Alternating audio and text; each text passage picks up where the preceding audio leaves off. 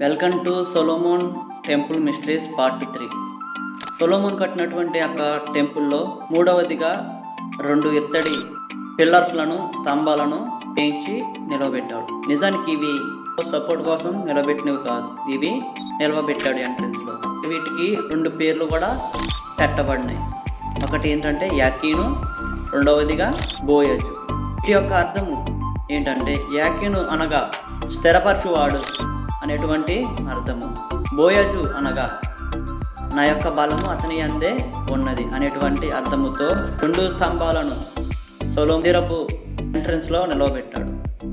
నిజానికి సొలొమోను యొక్క టెంపుల్ స్తంభాలను నిలవబెట్టడం వలన, ఈ 2 పేర్లు ఏవైతే పెట్టడం వలన సొలొమోను ఏమి తన యొక్క ఇశ్రాయేలు జనానికి తెలియజెప్పేటువంటి మాట ఏంటంటే దేవుని ఎడల నిబంధన కలిగిన వ్యక్తులుగా ఆయనే వారిని స్థిరపరిచేవాడు, ఇశ్రాయేలు యొక్క బలము దేవుని యందే ఉన్నది అనేటువంటి అర్థముతో సొలొమోను ఆ 2 స్తంభాలను నిలవబెట్టాడు. సొలొమోను యొక్క టెంపుల్ పోయినప్పటికీ కూడా ఇది మాత్రం అలాగే స్థిరంగా ఉంది. ఈనాడు నీ పట్ల నా పట్ల మన యొక్క బలము, మనల్ని ఎటువంటి సమస్యల్లో ఉన్నా కూడా స్థిరపరిచేవారు ఎవరంటే నిజదేవుడైన యేసుక్రీస్తు. నాడు నీవు ఆయన యొక్క బలాన్ని కోరేవాడిగా ఉన్నావా?